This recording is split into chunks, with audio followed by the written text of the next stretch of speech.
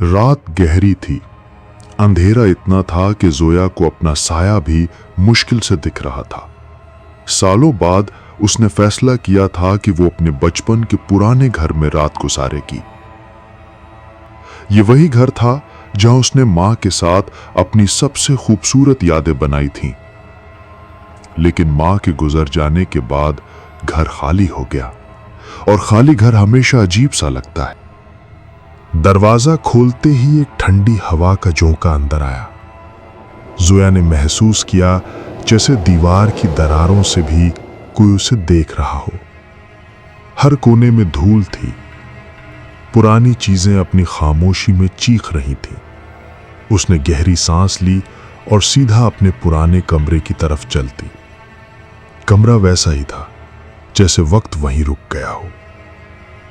उसने अलमारी खोलने का सोचा। अलमारी का ताला टूटा हुआ था, जैसे किसी ने जल्दी में खोला हो। धूल के बादल उड़े और अंदर से एक पुरानी डायरी जमीन पर गिर गई। डायरी का कवर पूरा घिस चुका था, लेकिन उस पर मां का नाम लिखा था। जोया के हाथ कांप गए। माँ की डायरी, इतने सालों बाद मुझे ये मिल रही है। जोया ने डायरी उठाकर प्याल से साफ की। हर पन्ने पर मां की लिखाई थी। उसने पहला सफा खोला। अंदर लिखा था, मेरी जोया, अगर तू कभी अकेली महसूस करे तो इन लफ्जों को पढ़ लेना। मैं हमेशा तेरे साथ हूं। जोया की आंखों में आंसू आ गए। उसने डायरी को अपने से लगाया और महसूस किया जैसे मां की खुशबू अब भी उसमें बसी हो। घर का अंधेरा, हवा का सन्नाटा, सब एक पल के लिए हल्की रोशनी में बदल गया।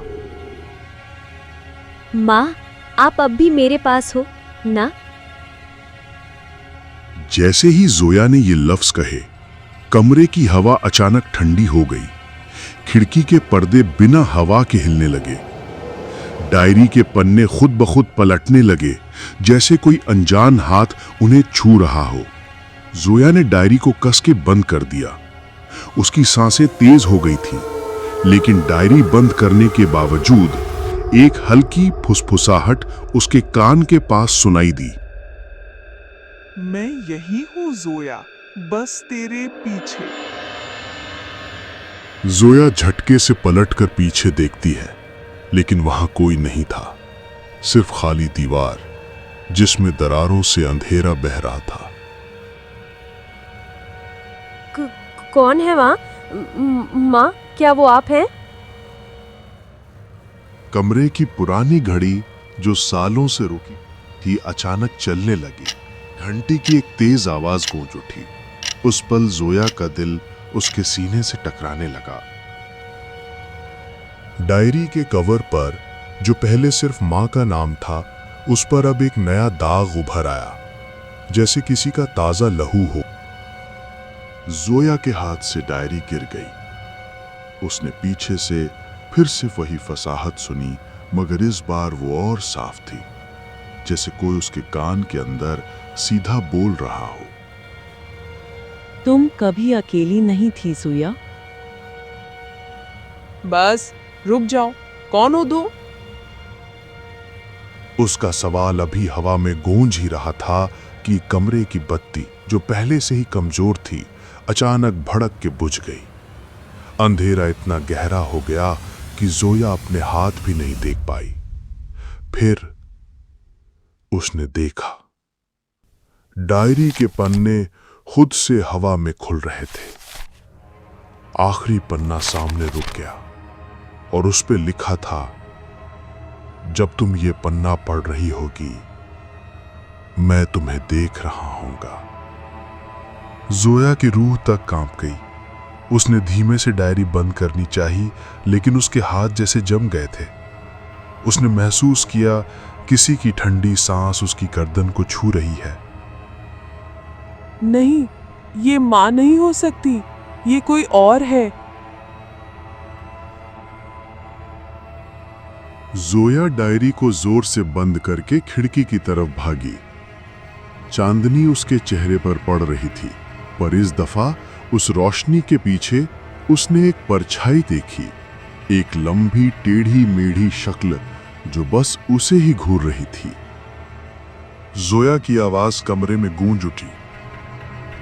माँ, मुझे बचा लीजिए। लेकिन डायरी के लफ्ज सच कर गए थे। तुम कभी अकेली नहीं थी जोया।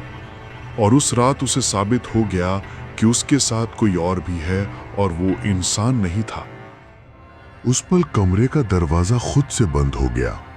अंधेरा और गहरा हो गया। जोया को एक औरत की परछाई दिखाई दी, लेकिन वो मां नहीं थी।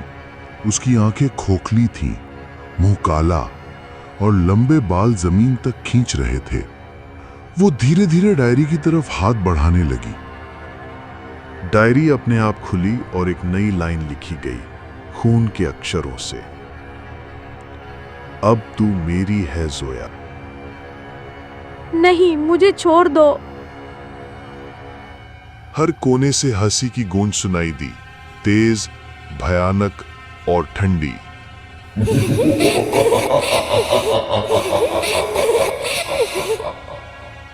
मुझे कोई बचाओ, माँ। एक पल के लिए सब कुछ सन्नाटा हो गया। फिर डायरी का कवर धीरे से बंद हुआ और उसके बाद जोया की चीख तेज गूंजी, लेकिन उसके बाद कभी कोई आवाज नहीं आई।